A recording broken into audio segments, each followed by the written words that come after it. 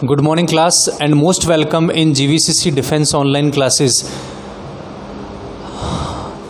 First I will say about that my previous class, the topic in my previous class is differential equation and first method is almost completed. First method is variable separation method. चरों के पृथक्करण विधि में आपने क्या किया था, x form जो भी थी ना उसको आपने डिस्कस किया था dx के साथ में, y फॉर्म को डिस्कस किया था आपने dy के साथ में, फिर दोनों का सेपरेट क्या हो गया था बेटा, इंटीग्रेशन।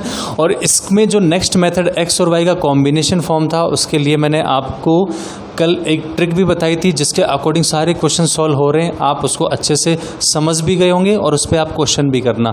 आज जो अपनी क्लास लेक्चर नंबर 9 का टॉपिक रहेगा वो रहेगा समघात अवकलन विधि से। सबसे पहले अपने को पता होना चाहिए कि समघात क्या होती है, तो इस नाम को यहाँ से निकाल लेता हूँ और थोड़ा बड़ा कर देता हूँ, समान घात। क्या मिल जाएगा अपने को, समान घात। समघात समीकरण कौन सी होगी जिसमें घात क्या मिलेगी आपको, हमेशा समान मिलेगी। अब ये घात किस पे मिलेगी, चरों पे। जितने भी आपके पास में चर है उनकी घात हमेशा क्या होनी चाहिए बेटा, समान। यदि ऐसा कहीं भी मिल रहा है तो वो समीकरण कौन सी होगी, समघात समीकरण हो जाएगी। अब उस समघात को अपन अवकलन विधि से सॉल्व करेंगे, मतलब एक अवकलन समीकरण होगा फिर उसको सॉल्व करेंगे कब, जब वो समघात के रूप में अपने को दी हुई होगी। तो उसके लिए कुछ फॉर्म्स है जो आज अपन इस क्लास में क्या करेंगे बेटा, डिस्कस करेंगे। तो सबसे पहले समान घात मिल गई अपने को, वो समान घात किसकी होनी चाहिए बेटा, चरों की। ऑलमोस्ट अपने पास में चर क्या मिलते हैं इस पैटर्न पे, x और y। तो आप इनको देखने जाओ, यदि x y आपके पास में गिवन है तो उनके ऊपर घात समान है क्या, यदि है तो ठीक है, यदि नहीं है तो आप x को हमेशा लैम्डा x से सोल्व करना और y को हमेशा किससे सोल्व करना बेटा, लैम्डा y से। मतलब उस क्वेश्चन में आप ये रखना, जैसे क्या होगा आपको एग्जाम में क्वेश्चन कैसे मिलेंगे, एक क्वेश्चन आ गया, इसका निम्न सॉल्यूशन होगा या निम्न हल होगा। आपको ना तो ये बताएंगे कि समघात है या समघात नहीं है, तो आप थोड़ा सा इसमें माइंडली कैलकुलेशन करना, x को लैम्डा x से हटा देना, y की जगह लैम्डा y रख देना। जब आप ऐसा कुछ उनमें प्लस माइनस मल्टीप्लाई डिवाइड करोगे ना तो सॉल्यूशन करने के बाद में लैम्डा की पावर वहाँ पे कितनी मिलेगी आपको, 0 मिलेगी। यदि 0 मिल गई तो डेफिनेटली आप समझ जाना कि वो समीकरण कौन सा होगा, समघात समीकरण होगा। ठीक है, अब इसके लिए कुछ स्टेप्स हैं, वो आपको क्या क्या ध्यान में रखनी है वो पहले अपन क्लियर करते हैं, उसके बाद में क्वेश्चंस करते हैं। ओके, सबसे पहला आप क्वेश्चन को dy अपॉन dx या dx अपॉन dy में लेके जाओगे।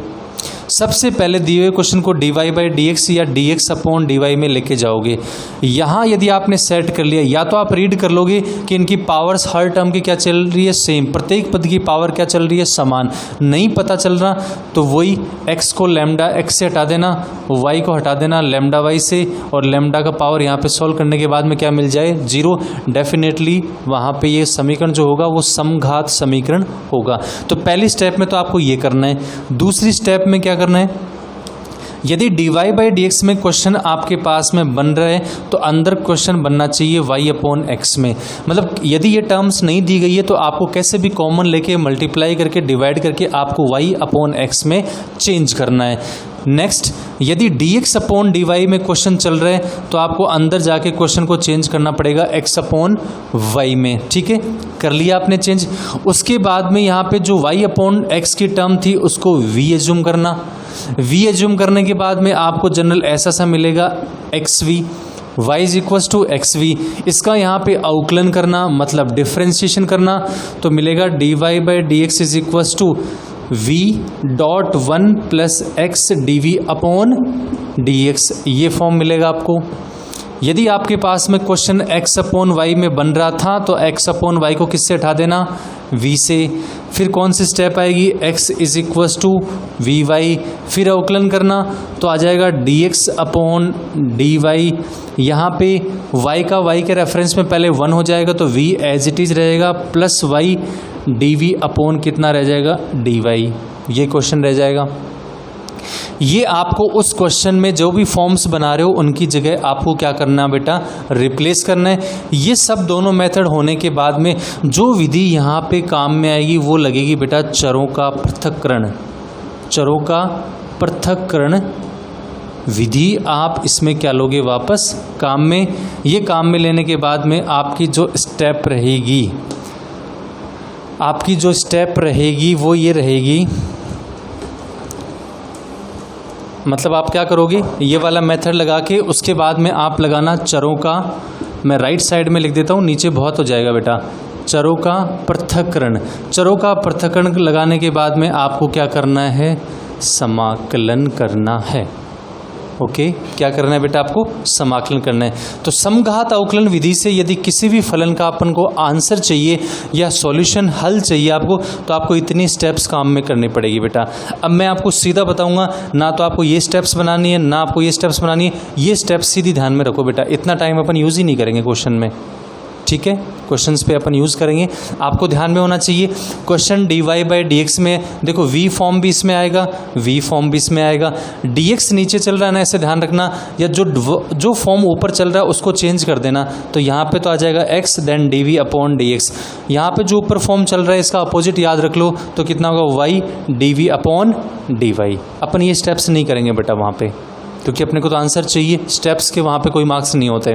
ओके, तो इतनी स्टेप्स आपको ध्यान में रखनी है। सबसे पहले आपको क्वेश्चन को चेक करना है कि वो समघात अवकलन विधि यदि अपन सॉल्यूशन करने जा रहे हैं तो वो समघात समीकरण है क्या, तो उसमें घातें समान होने चाहिए। यदि हैं, पता चल गया आपको, तो ये कुछ स्टेप्स हैं जिनको आपको फॉलो करना है। ओके, क्वेश्चंस करते हैं। देखो साथ साथ में बेटा आप राइट भी करते जाइए, थोड़ा सा राइट करने की स्पीड भी रखो, कैलकुलेशन करने की स्पीड धीरे धीरे बढ़ जाएगी। इससे आपकी जितनी स्पीड आपकी अच्छी होगी उतना पेपर जल्दी टाइम में बेटा क्या हो जाएगा, सॉल्व हो जाएगा आपसे।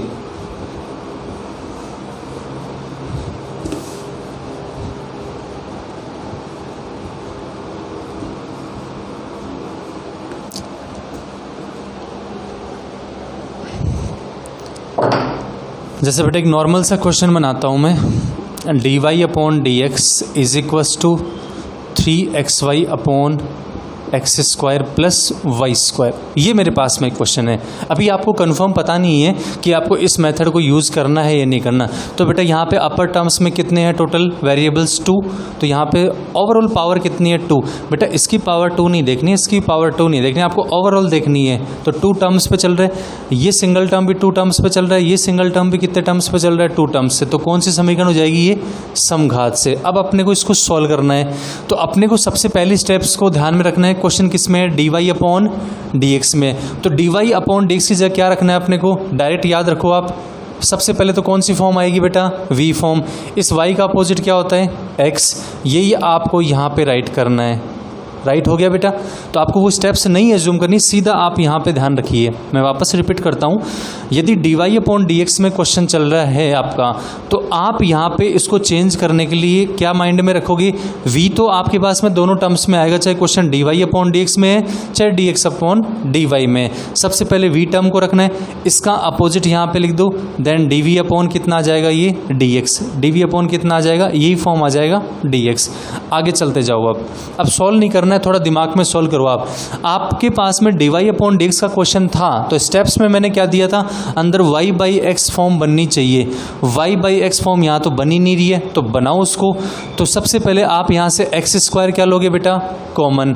x² यदि अपन कॉमन लेंगे यहाँ से, तो एक अक्स तो कट हो जाएगा। एक अक्स अपन किसके साइड में रख सकते हैं, y/x के साथ रख सकते हैं। तो अपर वाली स्टेप यदि अपन देखेंगे तो कितना हो जाएगा, 3v हो जाएगा।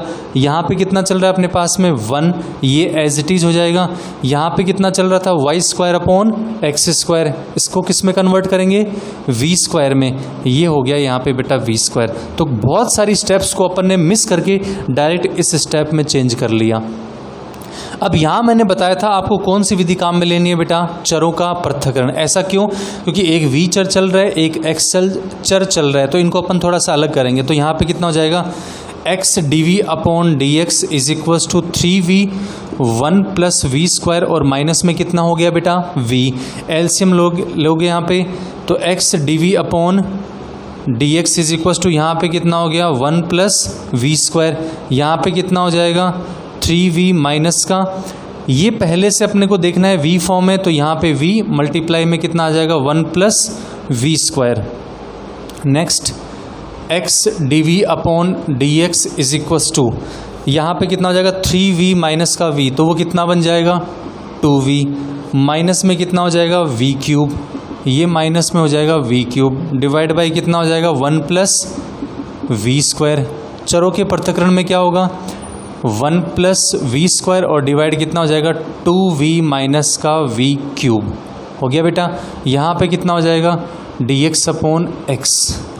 ये आपका समाकलन करना है। इसके बाद में तो आपके पास में जितने भी जनरल फॉर्मूले हैं उनसे क्या करोगे, आप समाकलन करोगे और अपना आंसर क्या करोगे बेटा, फाइंड आउट करोगे। समझ में आ गया। तो क्वेश्चन में समाकलन तो हो जाएगा आपका आगे जाके, लेकिन पहले आपको ये कंफर्म करना है कि समघात समीकरण है क्या। जी चेक कर लिया मैंने। हर टर्म्स में जो पावर होनी चाहिए वो क्या होनी चाहिए बेटा, सेम होनी चाहिए। सभी टर्म्स की पावर, नॉट सिंगल टर्म्स की पावर को देखना है। फिर जो एज्यूम करते हैं उनको छोड़ दीजिए आप सबको। डायरेक्ट आप ये ध्यान में रखो कि dy बाई dx क्वेश्चन में तो लेफ्ट साइड में ये आएगा और राइट साइड में आप माइंड में कैलकुलेशन कर लो। इसके बाद में आपको थोड़ा बहुत सॉल्व करके और यहाँ पे क्या करना है बेटा, आपको समाकलन करना है। नेक्स्ट क्वेश्चन दूं मैं आपको, dy अपॉन dx is equal to X square upon X square plus Y square. वापस एक नॉर्मल क्वेश्चन डाल दिया मैंने। यहाँ पे पावर कितनी चल रही है आपके पास में 2, यहाँ पे पावर कितनी चल रही है 2, यहाँ पे भी पावर कितनी है आपके पास में बेटा 2। आप साथ साथ में सॉल्व करो और आंसर भी बताना मुझे। तो आप देखने जाओगे तो ये वापस कौन सा समीकरण बन गया बेटा, समघात। देखो जल्दी स्टेप्स में सॉल्व करते हैं।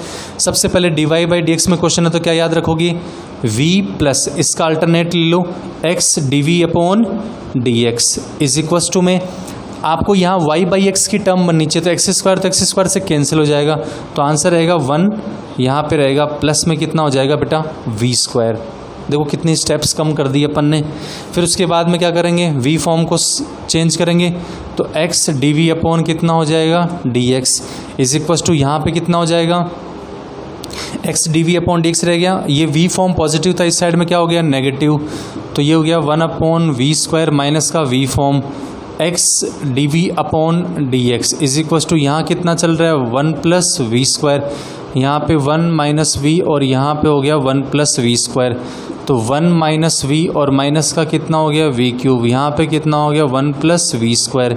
ये हो गया x dv upon dx। Variable separation use करूँ तो जाएगा 1 plus V square divide by 1 minus V, minus का कितना हो जाएगा वी क्यूब। रेफरेंस लग जाएगा dv और यहाँ पे फॉर्म्स बन जाएगा आपका dx अपॉन x। दोनों तरफ अपन क्या कर लेंगे बेटा, इसका समाकलन कर लेंगे। ओके, तो ये स्टेप्स आपको कहाँ कहाँ कम करनी है, पहली स्टेप्स ही कम कर दो बेटा। यहाँ पे आगे वाले स्टेप्स को कुछ करना पड़ेगा माइंड में, क्योंकि जितना आप सोचने लग जाओगे उतने में तो आपके पेन से ये जल्दी सॉल्व हो जाएंगे स्टेप्स। फिर भी अपने जो लास्ट क्लास होगी उसमें मैं कुछ और हिंट भी दूंगा कि जब ऐसा क्वेश्चन हो तो आपको इतना ध्यान में रखना है। अभी आप थोड़ा बेसिकली सीखते जाओ। तो यहाँ से आपको कुछ स्टेप्स कम करनी है, जिनमें 2 से 3 स्टेप आपकी कम हो जाएंगी। तो वो टाइम आपको यहाँ यूज़ करेंगे तो इसका जल्दी सॉल्यूशन मिल जाएगा। तो समघात अवकलन समीकरण विधि से अपन ने यदि किसी अवकलन समीकरण का आंसर देखा तो कौन कौन से स्टेप्स को आपको ध्यान में रखना है। सबसे पहले क्वेश्चन को dy बाई dx या इसका अपोजिट dx अपॉन dy में लेके जाना है। यदि इतना आपने कर लिया है, उसके बाद में v फॉर्म्स में क्वेश्चन को लेके जाना है और चरों का पृथक्करण से उसका क्या करना है बेटा, समाकलन करना है। ओके, अब इसका एक नेक्स्ट फॉर्म आता है कि कोई समीकरण आपको नहीं दी गई है तो उसको आप समघात में बनाओ। उसको भी आप इसी पैटर्न से क्या कर लो बेटा, चेंज कर लो।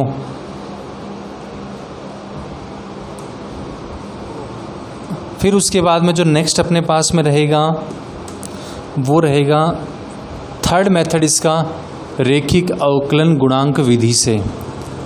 रेखिक अवकलन गुणांक विधि से क्वेश्चन को सॉल्व करते हैं तो बेटा समघात से भी टाइम क्या लगेगा, कम लगेगा, क्योंकि मैक्सिमम से मैक्सिमम 3 या 4 स्टेप में आपका आंसर आ जाएगा।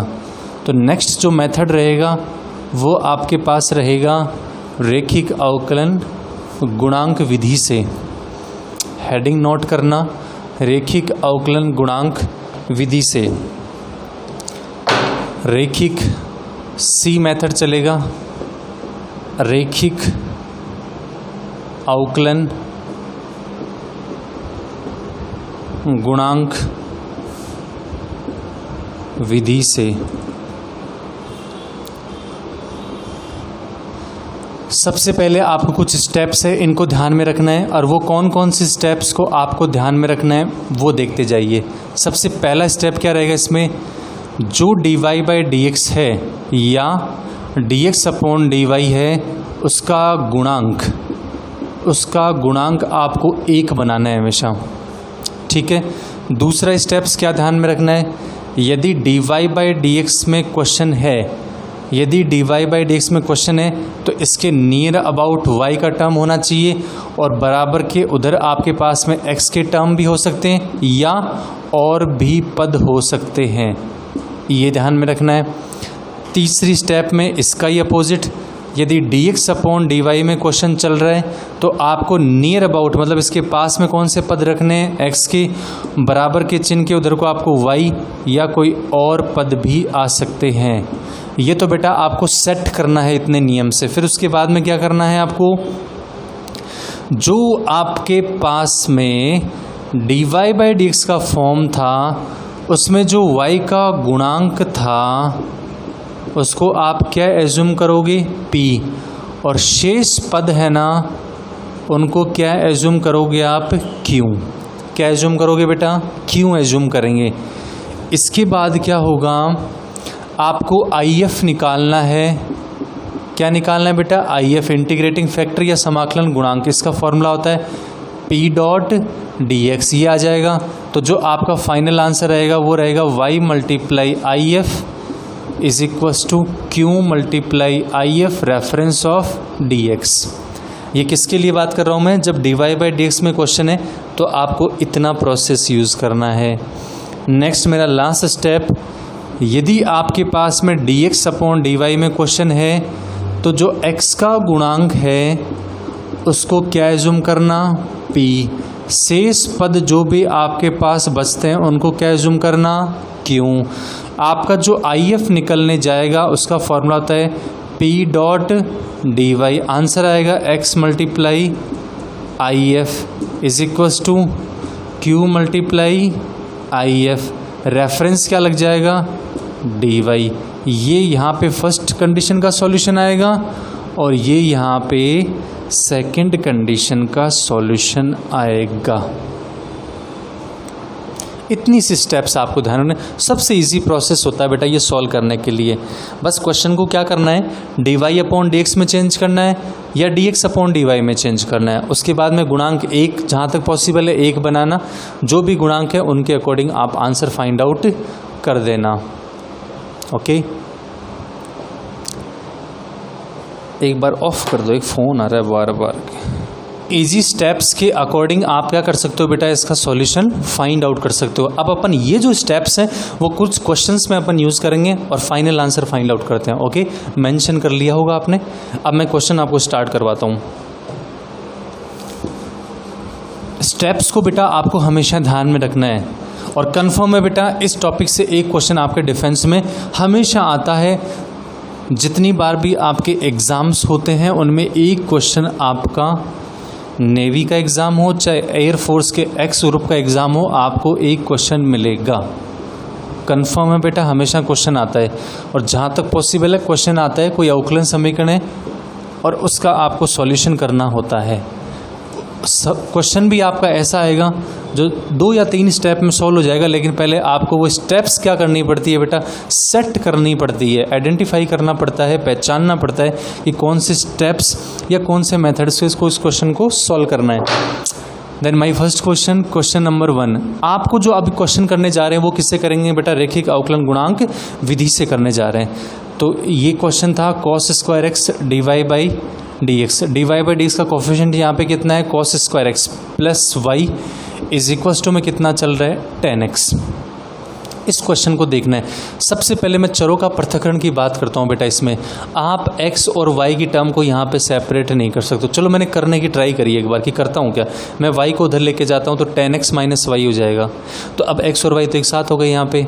पहले ये दोनों स्टेप्स क्या थी, सेपरेट, लेकिन y की टर्म के साथ में कौन चल रहा है, फिर cos² dy/dx, मतलब चरों का पृथक्करण नहीं लगेगा। देन आफ्टर आपके पास में कौन सी विधि आती है, समघात। इसकी हाईएस्ट पावर कितनी है, 1। ये चर नहीं है बेटा, यहाँ पे ये एक त्रिकोणमितीय फलन चल गया पूरा, तो ये अलग हो गया। ये यहाँ पे त्रिकोणमितीय फलन हो गया, मतलब समघात भी नहीं लगेगा यहाँ पे। फिर उसके बाद में कौन सा मेथड आता है, रेखिक अवकलन गुणांक विधि से। करके देखते हैं कि ये विधि लगेगी या नहीं लगेगी, क्योंकि कुछ क्वेश्चंस ऐसे होंगे बेटा जो इन तीनों ही मेथड से नहीं होंगे, ना तो चरों के पृथक्करण से होंगे, ना ही समघात से होंगे, डिफेंस में अपनी क्लास में भी अपन क्वेश्चंस करेंगे ऐसे, और ना ही रेखिक अवकलन गुणांक से होंगे। वो डायरेक्ट उनका क्या होगा बेटा, समाकलन होगा, कोई विधि नहीं लगेगी उसमें। तो बहुत टाइम ऐसे भी क्वेश्चन पूछ लेते, तीनों विधि नहीं लगेगी और डायरेक्ट उसका दोनों तरफ क्या हो जाता है बेटा, समाकलन। ठीक है, तो सबसे पहले मैं इसमें रेखिक अवकलन गुणांक वाली स्टेप्स यूज करता हूँ। यहाँ पे कोफिशिएंट कितना बनाना है आपको, पहले 1, तो क्वेश्चन में कोफिशिएंट 1 बनाया तो cos स्क्वायर एक्स से क्या लगाना पड़ेगा, भाग, तो यहाँ पे बन जाएगा sec square X is equals to tan x divide by यहाँ पे कितना आ जाएगा, cos square X, upper side कितना हो जाएगा, sec स्क्वायर एक्स। अब क्वेश्चन को जितना इजी स्टेप्स में उतना करो बेटा। IF कितना आएगा, IF होता है e रेज टू समाकलन p डॉट डी एक्स, तो इसका समाकलन sec स्क्वायर एक्स का बेटा कितना होता है, tan x होता है ना, तो मैं डायरेक्ट इसको कोई IF नहीं निकाल रहा बेटा, मैं डायरेक्ट सोल्व कर रहा हूँ इसको। तो इसका IF कितना आ गया, निकालना चाहो तो आप निकाल सकते हो, लेकिन बेटा इतनी इजी कैलकुलेशन को आप डिफेंस के एग्जाम में फॉलो मत करो। तो p का वैल्यू यहाँ पे कितना है, sec स्क्वायर एक्स, और यहाँ पे कितना हो गया बेटा, dx हो गया। अब यहाँ पे यदि आंसर देखना चाहूँगा तो कितना हो जाएगा, e की पावर, फिर कितना हो जाएगा, यहाँ पे समाकलन देखने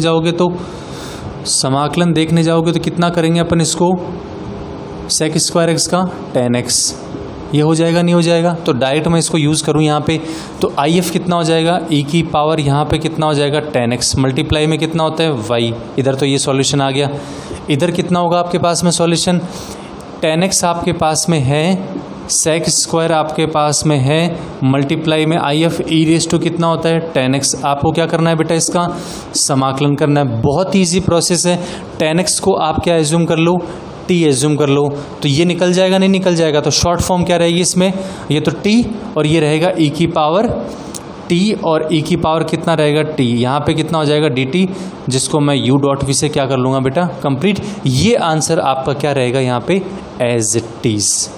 अपन बार बार किसी क्वेश्चन का समाकलन नहीं करेंगे बेटा, क्योंकि आपको पता है यहाँ पे u डॉट वी लगेगा, t यहाँ पे फर्स्ट फंक्शन हो जाएगा, और e की पावर t कौन सा फंक्शन हो जाएगा, सेकंड फंक्शन हो जाएगा। आपको कंप्लीट कर लेना है इसको। ओके, नेक्स्ट क्वेश्चन की बात करने के लिए तो देखना,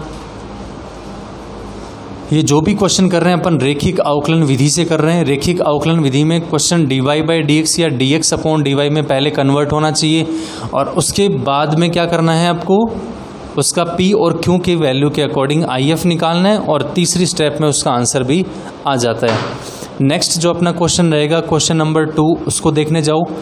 1 plus X square D Y by D X plus 2yx is equals to रहेगा 4x स्क्वायर। ये अपना क्वेश्चन है। यहाँ पे सबसे पहले वही गुणांक एक नहीं है, एक बनाओ, तो स्टेप क्या रहेगी, D Y by D X plus 2yx upon में कितना होगा 1 plus X square is equals to यहाँ पे कितना है 4x square as it is term.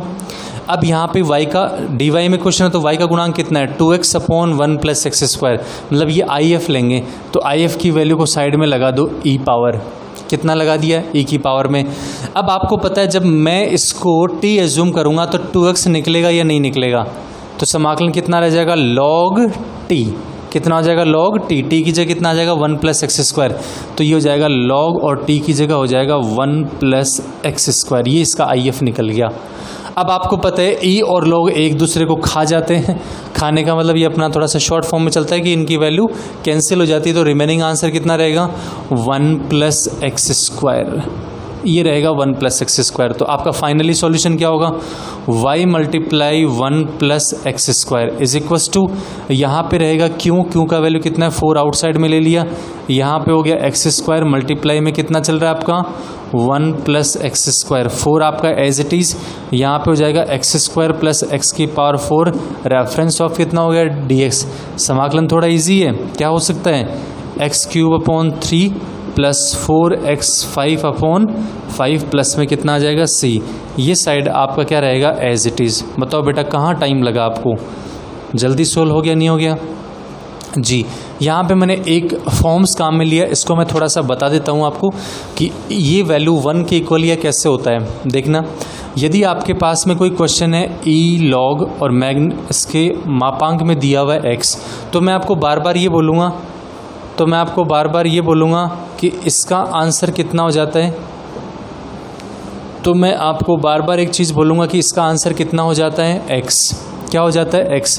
थोड़ा सा इसको क्लियर देखना कि ये x आंसर कैसे होता है। मैंने दोनों साइड क्या ले लिया बेटा, लॉग। आपको तो फॉर्मूला ध्यान में रखना है, मैं थोड़ा सा इसको ओपन कर देता हूँ। आपको दोनों साइड क्या लेना है, लॉग। तो मैंने यहाँ लॉग ले लिया, तो ये कितना हो गया log x। यहाँ पे मैं लॉग लूँगा तो कितना होगा e, यहाँ पे हो जाएगा log x। लॉग में हमेशा जो पावर होती है वो फ्रंट में आगे क्या होती है बेटा, मल्टीप्लाई। तो ये log x तो क्या हो गया, फ्रंट में आ गया। आपको पता है log e दिया हुआ है, बेस पहले से कितना होता है ये, इसका वैल्यू ऑलवेज कितना होता है 1। तो कितना रहेगा ये, तो दोनों साइड आपके पास में क्या हो गई बेटा, इक्वल हो गई। इसका मतलब ई लॉग कोई नंबर आपके पास में, फलन आपके पास में, तो ये एक दूसरे से कैंसिल हो जाते हैं। आंसर हमेशा कितना होता है x। कई बार क्या होता है, इसके पहले कोई नंबर होता है तो आप इसको पावर फॉर्म में यूज़ करके देन आफ्टर आपको इसको कैंसिल करना है। ई के बाद में जस्ट लॉग मिलना चाहिए। यदि कोई नंबर यहाँ मल्टीप्लाई में तो उसको पावर फॉर्म में यूज़ करो और आप इसको कैंसिल करके डायरेक्ट जो फंक्शन का आंसर है उसको आपको यहाँ पे राइट करना है, जो इस मेथड में कई जगह पर यूज़ करेंगे, क्योंकि बार बार जो IF निकालेंगे वो ई पावर पे निकलेगा। तो ई पावर में लॉग फॉर्म बनेगा, तो उसको आप इस मेथड से यहाँ पे क्या कर सकते हो, डायरेक्ट सॉल्व कर सकते हो। इजी क्वेश्चन भी था, प्रोसेस भी अपन ने इजी इसको सॉल्व कर लिया। नेक्स्ट थर्ड क्वेश्चन करवाता हूँ मैं आपको इस पे। थर्ड क्वेश्चन रहेगा आपके लिए रेखिक अवकलन गुणांक विधि से ही उसको सॉल्व करना है। वही जहाँ तक स्टेप्स है आपको माइंड में सॉल्व करनी है, पेन से कुछ स्टेप्स सॉल्व नहीं करनी है, टाइम ज़्यादा इसमें आपके पास में रहेगा। जो नेक्स्ट थर्ड क्वेश्चन है वो रहेगा आपके पास dy/dx प्लस y cot x is equals to में आपके पास में है sin x। ये तो सीधा सिंपल फॉर्मेट का ही क्वेश्चन दे दिया। तो यहाँ पे आपको क्या देखना है, P और Q देखना है। तो इसको e की पावर में लेके जाऊंगा। cot x का समाकलन कितना होता है, log sin x होता है। तो e log कैंसिल हो जाएंगे, तो रिमेनिंग क्या रहेगा आपके पास में, sin x रहेगा। तो आंसर क्या आएगा, y multiply sin x, y multiply sine x. Remaining में एक साइन एक्स अपने पास है, एक साइन एक्स ये रहा, तो कितना हो जाएगा sine square x reference of D x. मेरा बताया हुआ स्क्वायर फॉर्म का कभी समाकलन नहीं होता, इसको एक परफेक्ट एंगल में चेंज करना होता है। तो मैं इसको लिख सकता हूँ 1 minus cos 2x divide by कितना हो गया 2, और रेफरेंस कितना हो गया बेटा जी डी एक्स हो गया। समाकलन करो इसका, तो 1/2 तो कहाँ मिल गया आपको, आउटसाइड में। फिर 1 का समाकलन करोगे तो कितना हो जाएगा x, माइनस cos 2x का करोगे तो कितना हो जाएगा साइन 2x डिवाइड बाई कितना हो गया 2, और प्लस में कितना हो गया c। तो फाइनल आंसर रहेगा y sine x is equals to x/2 minus sine 2x upon 4, और प्लस में कितना हो गया c। ये इसका फाइनल आंसर हो गया नहीं हो गया, यस। अब मैं आपको कल की क्लास के लिए कुछ क्वेश्चंस दे रहा हूँ जो आपको कंप्लीट करके लेके आना है। ओके, ये तो समझ में आ गया होगा। बहुत सिंपल है बेटा, अवकलन समीकरण के कोई क्वेश्चन आपके गलत नहीं होंगे, बस थोड़ा सा स्टेप्स को आप माइंड में रखो, फिर कोई गलत नहीं होगा। तो कुछ क्वेश्चंस मैं आपको दे दूं, उनको आपको कंप्लीट करने हैं। अब वो किस मेथड से हैं वो आपको खुद को ही आइडेंटिफाई करना है।